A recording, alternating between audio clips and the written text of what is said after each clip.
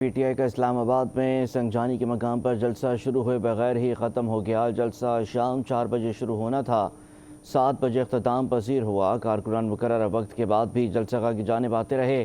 ضابطہ اخلاق کی خلاف ورزی پر اسلام آباد میں چونگی نمبر 26 پر حالات خراب ہوئے۔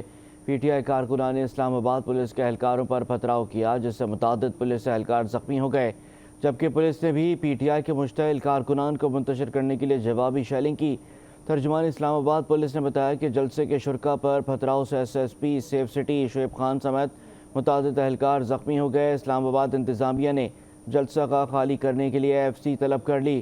ذرائع کا کہنا ہے کہ پی ٹی آئی کارکنان کی جانب سے پولیس موبائل اور پولیس وین پر بھی حملہ کیا گیا۔ وفاقی وزیر داخلہ محسن نقوی نے واقعے کا فوری نوٹس لیتے ہوئے آئی جی اسلام آباد پولیس سے رپورٹ طلب کی اور زخمی ایس ایس پی شعیب خان سے ٹیلی فونک رابطہ کر کے ان کی خیریت دریافت کی۔ محسن نقوی نے ہدایت کی کہ زخمی پولیس اہلکاروں کو علاج کی بہترین سہولیات فراہم کی جائیں۔